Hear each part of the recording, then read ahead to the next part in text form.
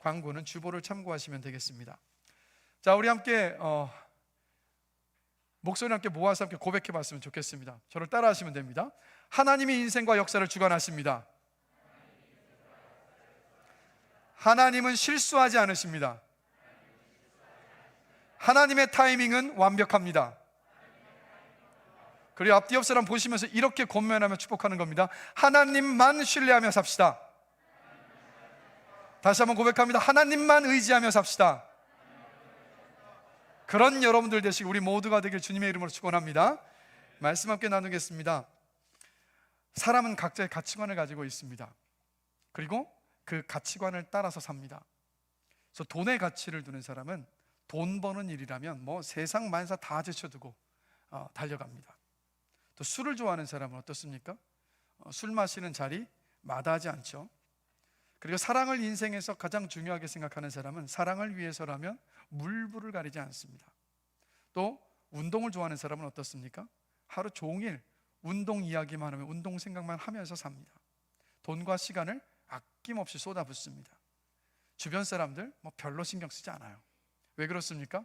그 일이, 그것이 가장 가치 있다라고 생각하기 때문입니다.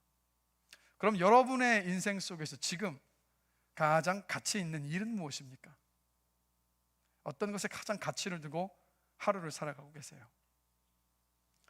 저와 여러분 모두는요, 예수 그리스도의 십자가의 죽으심과 부활로 말미암아서 구원받은 그리스도인들입니다. 그렇다면 우리는 이 질문을 한번 던져봐야 돼요. 그리스도인으로서 우리에게, 나에게 가장 가치 있는 일은 무엇인가? 다시 질문드립니다. 예수님의 은혜로 구원받은 그리스도인으로서 여러분들에게 가장 가치 있는 일은 무엇입니까?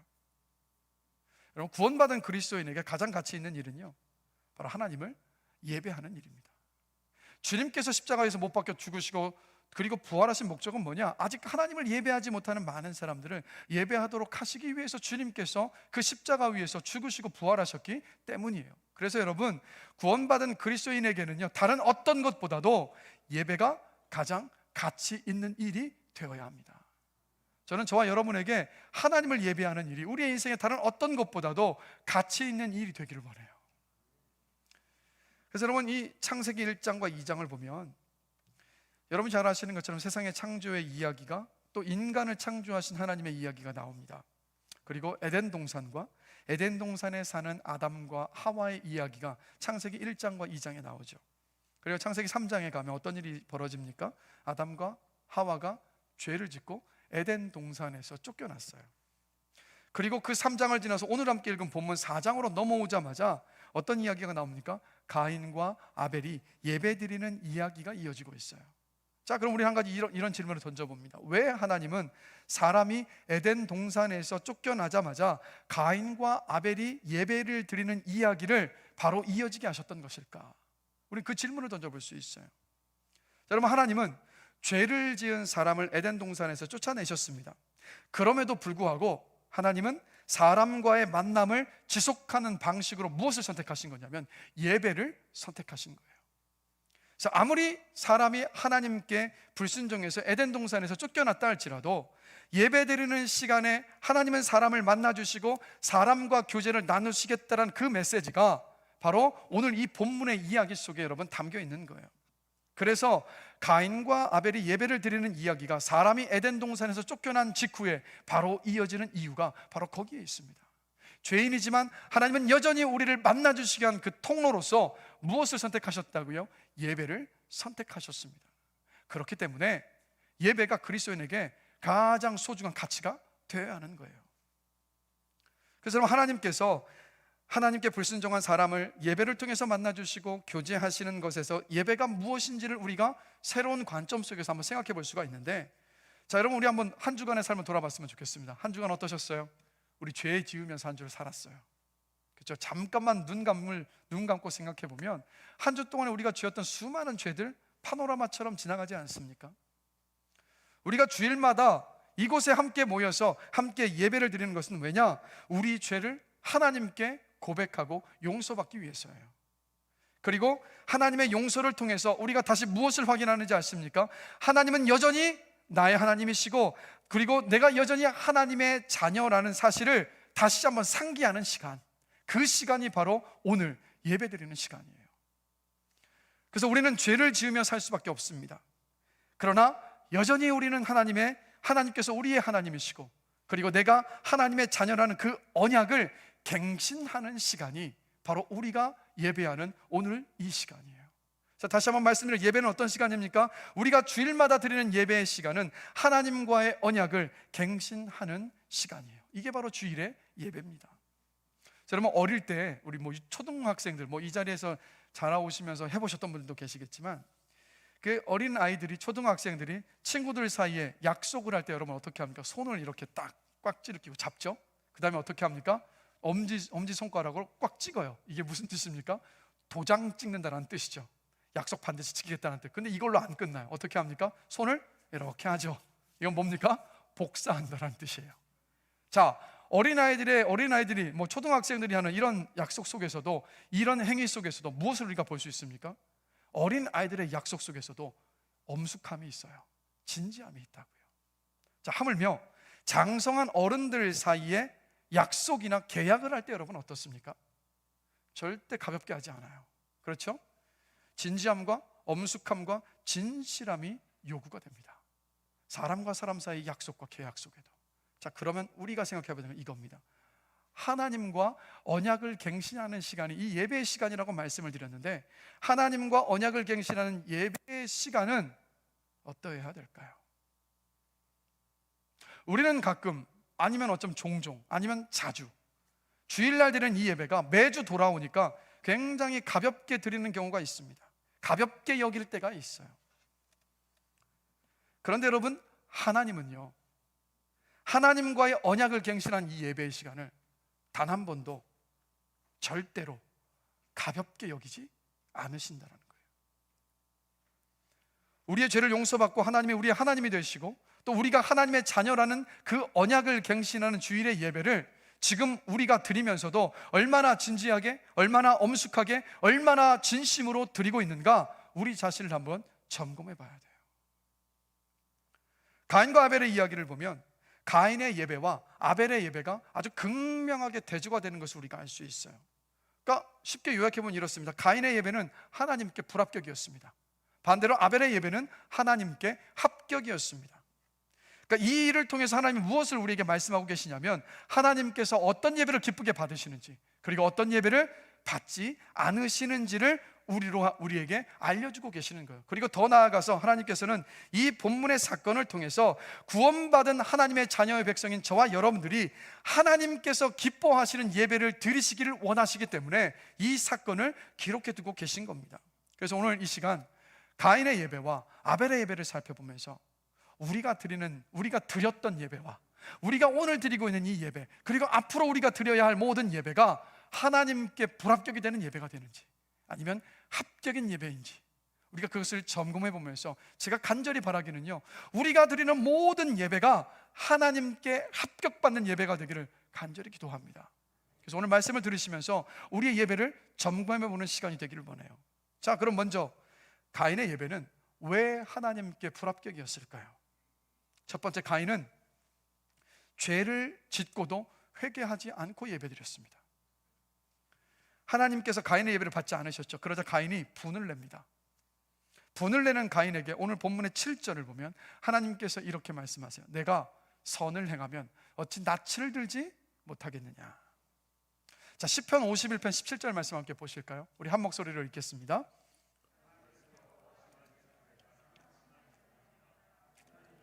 상하고 통회하는 마음을 주께서 멸시하지 아니하시리이다.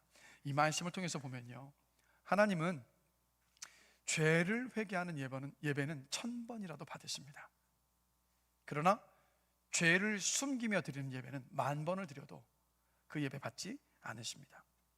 가인이 지금 어떤 생각을 했냐면, 근사한 예물을 드리면 자기 죄를 숨길 수 있을 것이라고 생각을 했습니다.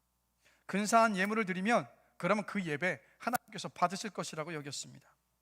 그러나 하나님은요, 가인이 죄를 회개하지 않고 죄를 숨기고 드렸던 그 예배 훤히 보고 알고 계셨어요. 그래서 하나님께서 가인에게 이렇게 말씀하신 겁니다. 내가 선을 행하면 어찌 낯을 들지 못하겠느냐. 가인은 하나님께 드린 예물 뒤에 자신을 숨겼습니다. 가인은 자신의 죄를 재물 뒤에 숨길 수 있을 것이라고 착각을 했습니다. 하나님이 자신의 죄를 보시는 것이 아니라 재물을 보실 것이라고 가인은 착각했습니다. 하나님의 시선이 재물에 머물러 있어서 자신이 인정하고 회개하지 않은 그 죄를 하나님께서 보지 못하실 것이라고 생각했습니다. 그러나 이 모든 가인의 생각은 100% 착각이었어요. 하나님은 회개하지 않은 가인의 죄를 보고 계셨습니다. 그래서 여러분, 가인처럼 우리가 드리는 헌금 뒤에 우리 자신을 숨겨서는 안 돼요. 하나님은요, 우리가 드리는 헌금보다 무엇을 가장 먼저 보시는지 아십니까? 우리를 먼저 보세요. 죄를 회개하며 하나님께 예배하는 저와 여러분이 되기를 주님의 이름으로 간절히 기도합니다. 그 예배를 주님께서 받으세요. 두 번째로, 가인은 자신을 망가뜨리는 죄의 문제에서 자유롭지를 못했습니다. 7절을 다시 보시면 이렇게 말씀하고 있습니다. 빨간 글씨로 되어 있죠. 함께 읽겠습니다. 죄가 너를 원한다.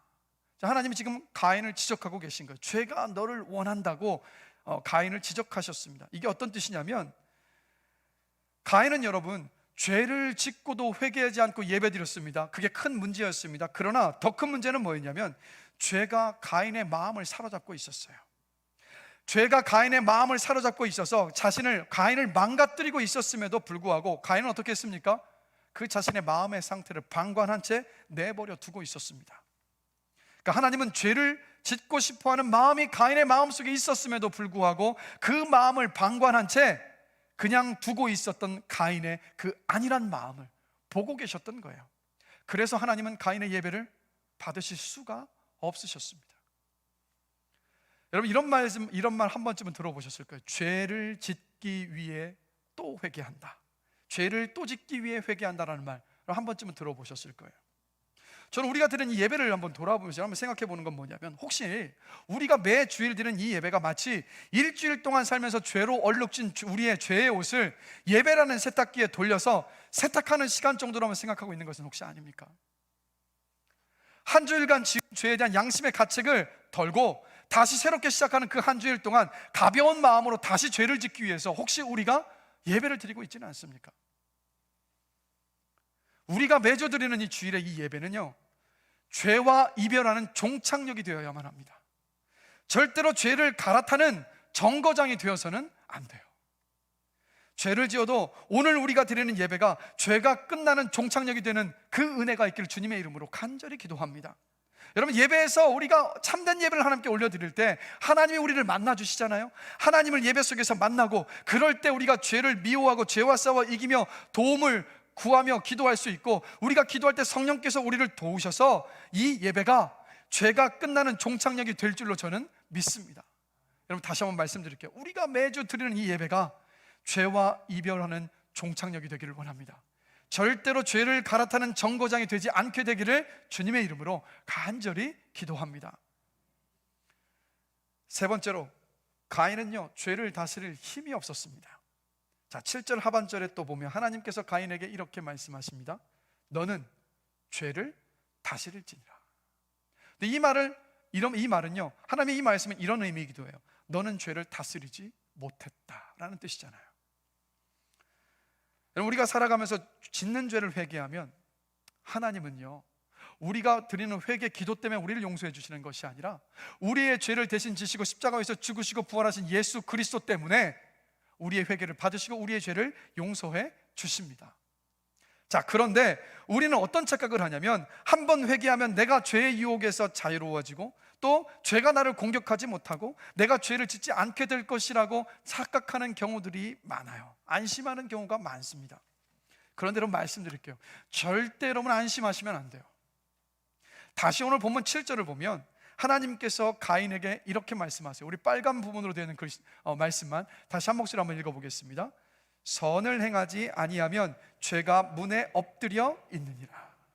죄가 문에 엎드려 있다라고 하나님께서 말씀하고 계세요. 여기에서 엎드려 있다로 번역된 단어가 히브리어로 라바츠입니다.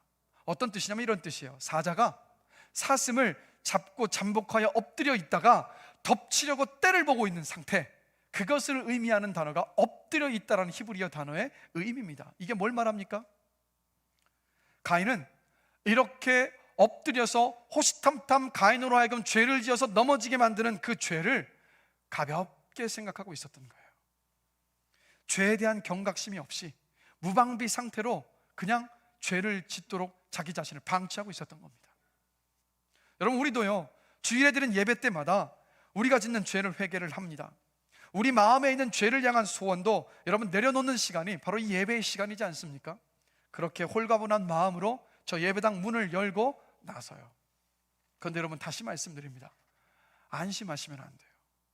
절대 안심하시면 안 돼요. 특별히 은혜가 큰 예배일수록 예배를 마치고 나가는 저 교회 현관에서, 그리고 내 차를 주차하는 그 주차장에서, 아니면 집에 돌아가는 그 길에 더 조심해야 됩니다. 왜 그렇습니까?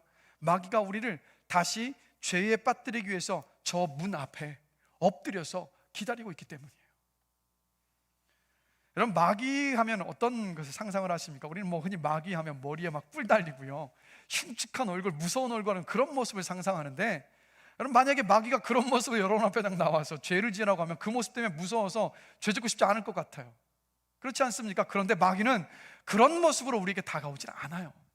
마귀는 어떤 모습으로 우리에게 다가옵니까? 절대 머리에 뿔 달고 흉측하고 무서운 모습으로 우리에게 다가와서 죄 짓게 하지 않고, 사랑하는 사람, 친한 사람의 얼굴로 다가와서 은혜 받은 우리의 심령을 뒤 흔들어 놓는 것이 바로 여러분 마귀입니다. 예배에서 은혜 받고 나갔는데 내가 주차해 놓은 차에 차가 긁힐 수도 있어요. 아니면 차를 빼는 문제 때문에 다툼이 생겨날 수도 있습니다. 아니면 집에 돌아가는 차 안에서 은혜를 받았음에도 불구하고 별것 아닌 일 때문에 말로 찌르고 상처 주고 갈등과 다툼이 일어날 수 있어요. 그래서 우리의 원수 마귀는요, 어떻게 해서든 우리가 받은 은혜를 도둑질하기 위해서 저 예배를 마치고 난 저 예배당 문 앞에 배고픈 사자처럼 웅크리고 있다가 맹렬하게 저와 여러분을 오늘도요 변함없이 공격해 올 것입니다. 그렇기 때문에 여러분, 이 예배를 은혜 가운데 잘 마치고 나가시는 저 그 순간부터 각오를 더 단단히 하셔야 돼요. 우리 교회 한 성도님은요, 뭐 수시로 할렐루야를 외치시는 성도님이 있습니다. 기쁠 때는 당연히 할렐루야고요, 그리고 뭐 화가 나는 일이 있을 때도 할렐루야를 외치시는 거예요.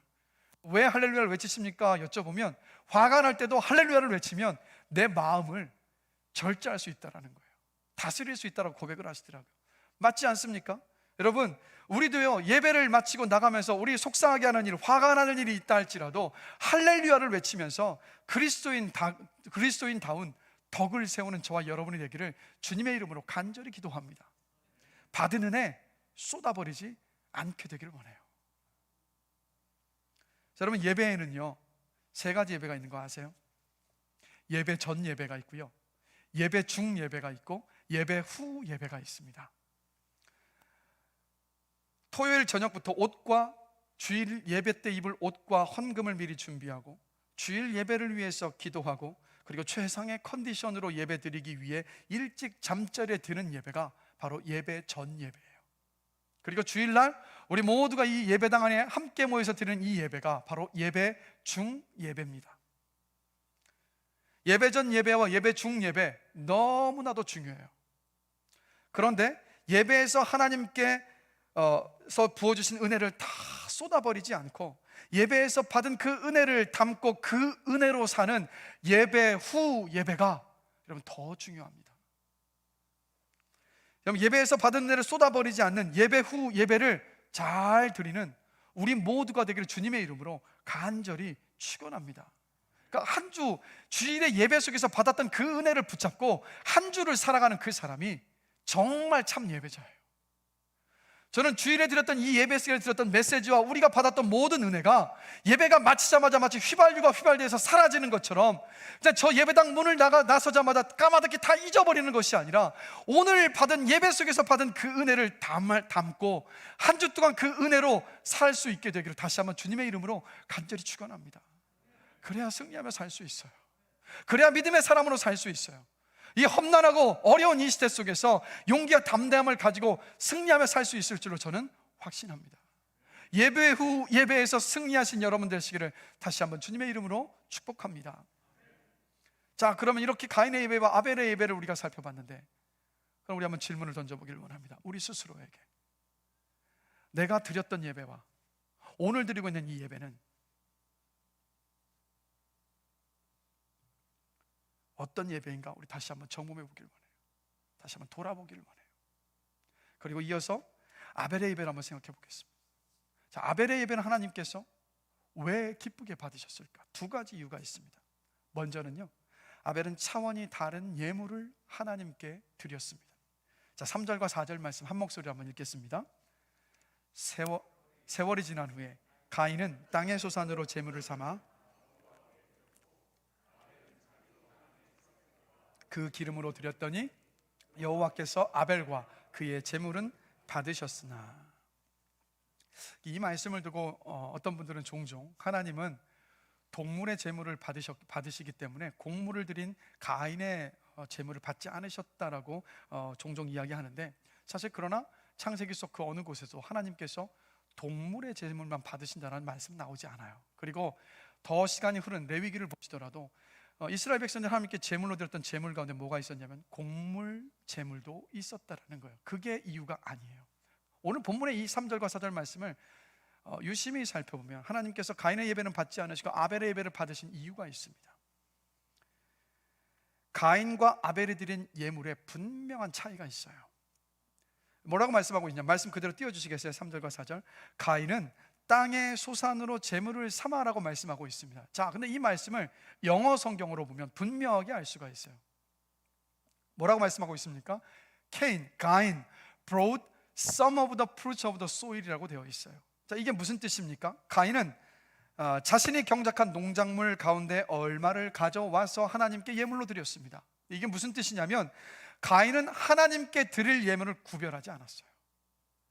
그러니까 농작물들을 수확을 했습니다. 그리고 예배 때가 됐는데 그냥 손에 잡히는 대로 한 움큼 쥐고 와서 그것을 하나님께 드렸던 거예요. 그래서 하나님께서 가인의 제물을 받지 않으셨습니다. 자, 반대로 그러면 아벨은 어땠을까? 아벨은 어떻게 예물을 드렸습니까? 같이 읽겠습니다. 아벨은 양의 첫 새끼와 그 기름으로 드렸더니. 자, 영어 성경을 보면 아벨이 드렸던 예물에 대해서 이렇게 말씀합니다. Fat portions from the sum of the firstborn of his flock이라고 이야기하고 있어요. 이게 무슨 뜻입니까? 아벨은 자신이 이 양을 치는 목자였는데 처음 난 양의 새끼들 가운데에서 가장 살찐 것, 그것을 하나님께 구별해서 드렸던 거예요. 성경을 보면 첫 새끼는 어떤 의미냐면 가장 귀한 것, 가장 값진 것, 가장 중요한 것을 말합니다. 그래서 하나님이 구약 성경 속에서 끊임없이 반복해서 말씀하시는 것이 뭐냐면 동물과 식물의 처음 난 것을 하나님께 드리라고 말씀하고 있어요. 한마디로 아벨은요, 하나님께 예배를 드릴 때 자신이 가진 최고 중에 최고의 것을 풍성하게 기뻐하면서 자원하는 마음으로 하나님께 드렸던 겁니다. 그래서 히브리서 11장 4절을 보면 이 아벨의 제사에 대해서 이렇게 말씀하고 있습니다. 함께 읽겠습니다. 믿음으로 아벨은 가인보다 더 나은 제사를 하나님께 드림으로 의로운 자라 하시는 증거를 얻었으니 하나님이 그 예물에 대하여 증언하심이라. 아멘. 이렇게 말씀하고 있어요. 가인은 자기가 얻은 것 중에서 일부를 그냥 가져와서 드렸습니다. 반대로 아벨은 가장 좋은 것을 신중하게 구별해서 풍성하게 정성스럽게 하나님께 드렸습니다. 아벨은 자신의 예배를 받으신 하나님의 가치를 인정했어요. 그 가치에 맞게 아벨은 하나님께 예물을 드렸던 겁니다. 여러분, 우리가 함부로 남는 것을 누군가에게 주면 우리가 함부로 남는 것을 받는 그분이 그 정도밖에 되지 않는다는 것을 의미해요. 반대로 귀한 것을 우리가 누군가에게 드렸다면 내 귀한 것을 받는 그분이 귀하다는 고백과도 같지 않습니까? 아벨이 드린 최고의 풍성한 예물은 무엇을 담고 있고 무엇을 보여주냐? 아벨의 신앙과 인격과 삶을 여러분 보여주고 있었던 거예요. 아벨의 예배와 예물은 하나님을 하나님 되게 하는 최고의 대접이었습니다. 그리고 아벨의 이 예배와 이 예물이 하나님의 마음을 감동하게 했어요. 그래서 하나님은 아벨의 예배를 기쁘게 받으셨던 겁니다. 여러분, 질문 드릴게요. 오늘 이 예배 자리에 오시면서 이 예배를 얼마나 준비하셨습니까? 구약 성경을 보면요, 이스라엘 백성들이 하나님 앞에 나와서 예배를 할 때 그들은 3일을 준비해야 됐습니다. 왜 그렇습니까? 거룩하신 하나님께 드리는 예배였기 때문에, 하나님을 기쁘시게 하는 예배였기 때문입니다. 예배를 영어로 뭐라고 표현하냐면 서비스라고 표현합니다. 왜 서비스라고 표현할까요? 이 예배드리는 이 시간은요, 우리가 하나님께 서비스하는 시간이기 때문입니다. 하나님을 섬기는 시간이기 때문이에요. 예배는 우리가 하나님을 기뻐하며 찬양하며 하나님을 높여드리는 시간입니다. 예배는 나를 기쁘게 하는 시간이 아니라 하나님을 기쁘시게 하는 시간입니다. 예배는 하나님께서 가장 기뻐하시는 시간입니다. 그래서 예배는 하나님을 미소 짓게 하는 시간이에요. 예배는 우주 만물을 만드신 하나님, 우리 생명을 허락하신 하나님, 지금도 살아계셔서 여러분 각자의 인생과 우리의 모든 역사를 주관하시는 하나님께 우리가 드릴 수 있는 최고의 것, 최상의 것, 그게 바로 여러분 다른 것이 아니라 바로 예배입니다. 여러분 질문 드릴게요. 하나님을 기쁘시게 하는 인생이 되기를 원하십니까? 하나님을 미소 짓게 하는 인생을 살기를 원하십니까? 그러면 예배에서 승리하셔야 돼요. 아벨과 같은 예배를 드려서 하나님께 합격받는 예배를 드릴 때 그 여러분의 인생을 하나님께서 기쁘게 받아주신다고요. 우리 이것을 놓쳐버릴 때가 너무도 많습니다. 자, 아벨을 보시면, 그런데 여러분 가만히 돌아보면 우리는 매주 드리는 예배 속에서 예배는 하나님을 서비스하는 시간인데 이 예배 시간조차도 내가 서비스 받으려 할 때 얼마나 많습니까?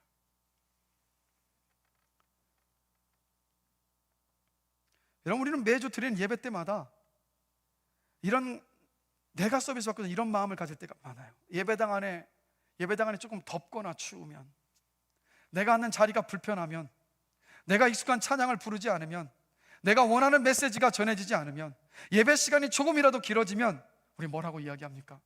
은혜 받지 못했다고. 그런데 여러분, 우리가 예배 때마다 신경 써야 되는 이것 한 가지예요.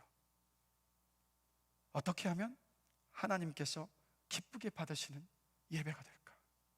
내가 어떻게 예배할 때 하나님께서 기뻐하실까? 우리 그것만 신경 쓰면서 예배를 드려야 되는 줄 저는 믿습니다. 그럼 그러한 예배자들이 되시기를 주님의 이름으로 간절히 축원합니다. 여러분, 아벨은 가장 좋은 것을 신중하게 구별해서 풍성하게 정성스럽게 드렸습니다. 이 말은 다른 말로 표현하면 아벨은요, 하나님께 열정적으로 예배했던 거예요. 열심과 열정을 가지고 예배했습니다. 그럼 우리 자신 한번 또 점검해 봤으면 좋겠어요. 오늘 찬양을 부르는 것부터 우리 예배가 시작이 됐는데, 찬양을 부를 때 열정적으로 부르셨습니까? 아니면 아무 느낌 없이 불러야 되는 시간이니까 무덤덤하게 부르셨습니까? 말씀을 듣고 계시는데, 오늘 말씀을 들을 때, 아니면 이전에 모든 예배 속에서 말씀을 들으실 때마다 오늘은 어떤 말씀을 나에게 주실까 하는 이 기대하는 마음으로 들으셨습니까? 아니면 그냥 설교가 끝나기만을 기다리셨습니까? 말씀을 붙잡고 기도할 때 뜨겁게 기도하셨습니까? 아니면 무덤덤하게 기도하셨습니까? 헌금을 드릴 때 하나님께서 나에게 주시는 물질과 생명의 그 은혜를 감사하면서 마음을 담아서 정성스럽게 기뻐하면서 준비하면서 헌금을 드리십니까? 아니면 지갑에서 그냥 손이 닿는 대로 꺼내서 하나님께 드리십니까? 그럼 우리가 예배할 때 우리의 마음의 상태가 무덤덤한 채로 찬양하고 말씀을 듣고 기도하고 헌금을 드리고 있다면 이게 뭘 말하는지 아십니까? 우리의 영혼이 병들어 있다는 뜻이에요. 예배를 드리는 모습을 보면 그 사람의 신앙을 알 수가 있어요. 예배를 드리는 모습을 보면 그 사람의 영적인 상태가 분명히 드러나고, 한 교회가 예배를 드리는 그 모습을 보면 그 교회가 살아있는지 죽어있는지를 알 수가 있어요. 여러분, 무덤덤하게 우리가 드렸던 예배 1000번을 드려도 10,000번을 드려도 수십만 번을 드려도 하나님 그 예배 받지 않으십니다. 그리고 우리가 드렸던 예배를 한 번도 하나님께서 받지 않으셨다면 우리 하나님 아버지 앞에 섰을 때 우리 두려워해야 돼요. 하나님께서 우리에게 이렇게 말씀하실 수 있어요. 나 너 알지 못한다. 단 한 번도 하나님을 향해서 하나님을 기쁘시게 하는 예배를 드리지 못했던 사람이 어떻게 구원받은 사람이겠습니까? 그래서 우리가 드리는 이 예배요, 그럼 가볍게 생각하시면 안 돼요. 이 시간 가벼운 시간이 아니라고요. 하나님과의 언약을 갱신하는 시간, 하나님과의 그 약속을 다시 한번 확인하는 시간이기 때문에 이 시간은요, 다른 어떤 시간보다도 엄숙하고 진지하게 우리의 마음을 담아서 드려야 됩니다. 그래서 예배 때 예배를 드리는 여러분의 그 심령이 무덤덤하다면 여러분 기도하셔야 돼요. 하나님 아버지, 내 죄가 무엇인지 깨닫게 해 주십시오. 그래서 성령께서 여러분의 죄를 깨닫게 해 주셨을 때 회개하셔야 돼요. 그리고 더 기도해야 될 것은 무엇인지 아십니까? 하나님, 제 심령 안에 구원의 감격과 예배에 대한 열정을 회복시켜 주시옵소서라고 여러분 끊임없이 기도하셔야 됩니다. 여러분, 그래서 우리 모든 세대가 함께 통합해서 우리가 예배를 드리고 있는데 이 예배를 위해서 계속해서 기도해 주세요. 영적인 싸움이 지금도 벌어지고 있지 않습니까? 그러나 우리가 이 예배를 위해서 기도할 때 하나님께서 예배 때마다 우리를 만나주시고 은혜를 베풀어 주실 줄로 믿습니다. 그래서 매주 주일 예배를 드릴 때마다 아벨처럼요, 가장 좋은 것을 신중하게 구별하여서 풍성하게 정성스럽게 예물을 드리며 예배하는 우리 모두가 되기를 원합니다. 여러분, 단지 이것이 헌금만을 말씀드리는 게 아니에요.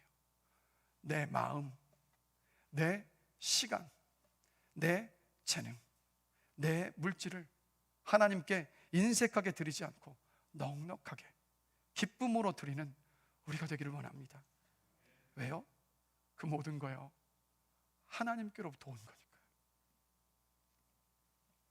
차원이 다른 예물을 드린 아벨처럼 우리 마음과 우리 시간과 우리의 재능과 우리의 물질을 예배 때마다 기쁨으로 넉넉하게 드리며 하나님을 기쁘시게 하는 예배를 드리는 우리 모두가 되기를 주님의 이름으로 간절히 축원합니다.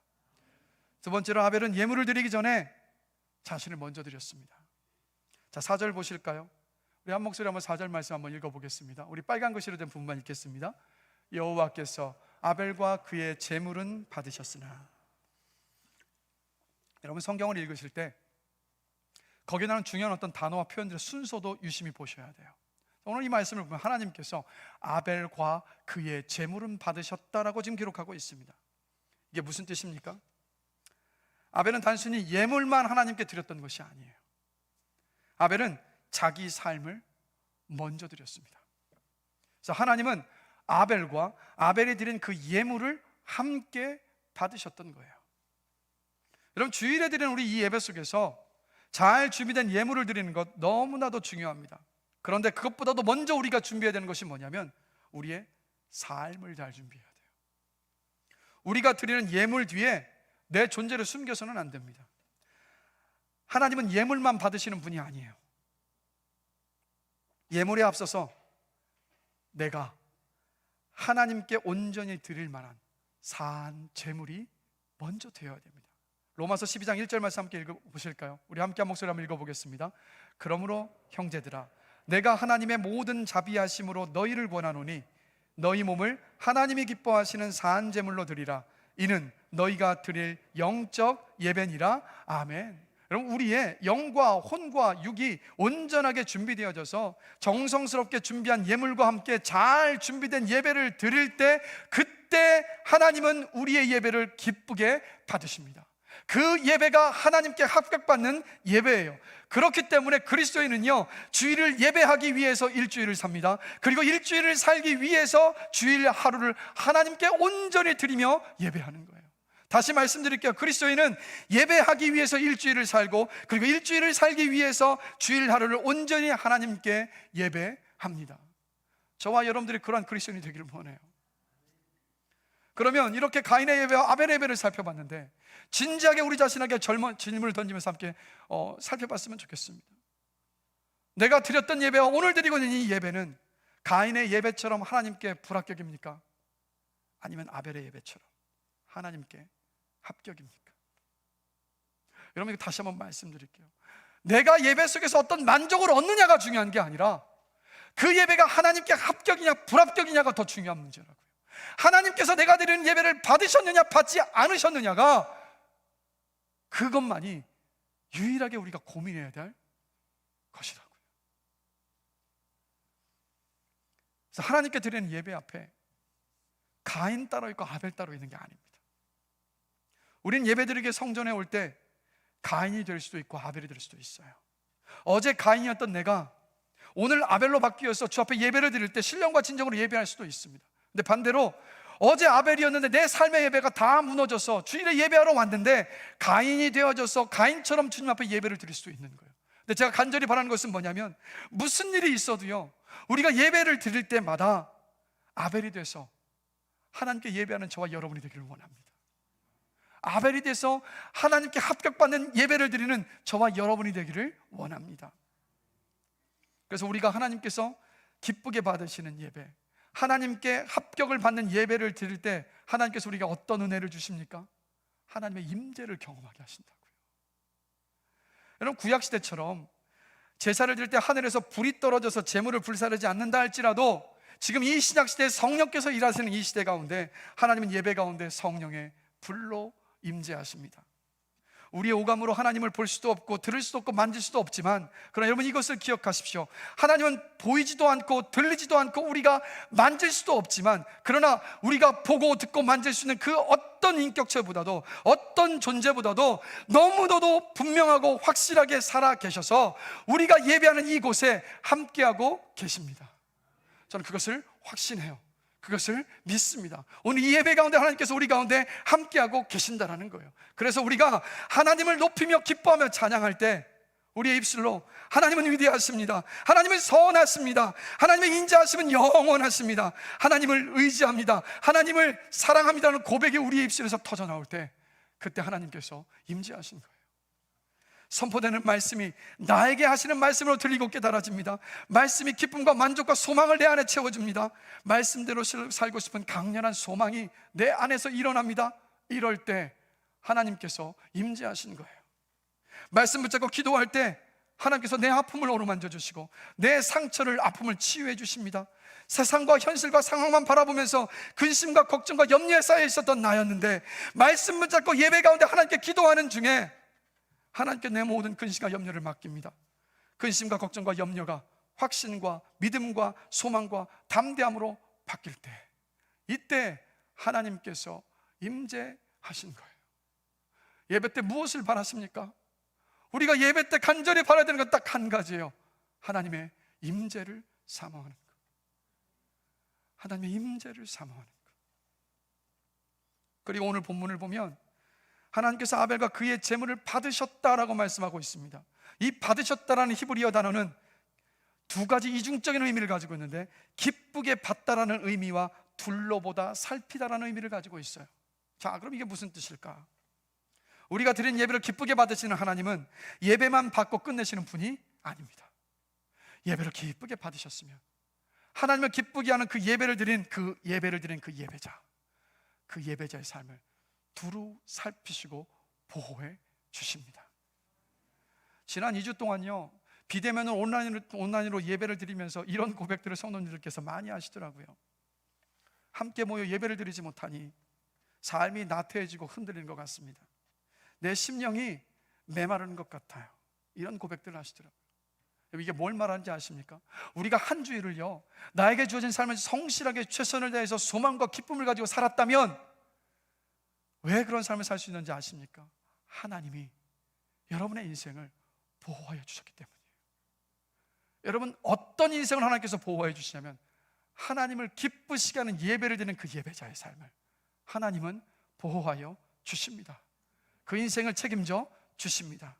그래서 저와 여러분들이 주일마다 아벨처럼 하나님께 합격받는 예배를 드려서 하나님의 임재를 예배 때마다 경험하고 그 하나님을 기쁘시게 하는 예배를 드린 예배자에게 베풀어 주시는 하나님의 보호하심의 그 은혜 속에 살아가는 저와 여러분이 되기를 주님의 이름으로 간절히 축원합니다. 말씀을 마무리하겠습니다.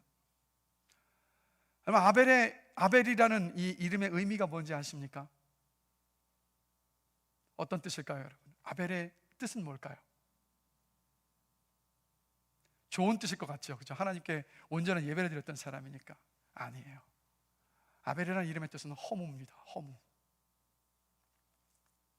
아마도 하와가 첫째 가인을 낳고 처음엔 기뻐하며 키웠다가 둘째를 딱 낳고 보니까 야, 아들 별거 아니다라는 생각이 들어서 허무라고 지었는지도 모르겠습니다. 근데 그것보다는 이런 의미가 있겠죠. 이 아벨의 이름의 의미를 묵상하는 가운데 보니까, 여러분, 우리의 인생은요 허무합니다.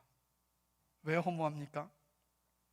여러분이 지금까지 노력하고 애쓰면서 얻고 성취하고 누리고 이루었던 모든 것들, 여러분 죽을 때 아무것도 못 가져가요. 그래서 인생을 허무합니다. 그러니까 세상의 부귀와 온갖 부귀 영화와 쾌락을 다 탐닉하고 다 누려봤던 솔로몬이 그래서 이런 고백을 하잖아요. 헛되고 헛되고 헛되니 모든 것이 헛되도다. 여러분, 아벨의 이름은 비록 그 이름이 허무였지만 한 번의 최고의 예배를 하나님께 드렸습니다. 그리고 아벨의 죽음을 히브리서 11장 4절에서 저가 죽었으나 그 믿음으로써 오히려 말하느니라 라고 말씀하고 있어요. 아벨은 어떤 예배를 하나님께서 기쁘게 받으시는지 우리에게 지금도 증거해주고 있습니다. 아벨은 죽은 후에도 우리에게 이렇게 소리 지르고 있어요. 하나님이 진정으로 기뻐하시고 받으시는 예배가 있다. 창세기 4장에 내가 드린 예배를 보고 배워서 그 마음을 가지고 신령과 진정으로 하나님께 예배 드려라라고 지금도 우리들에게 여러분 외치고 있어요.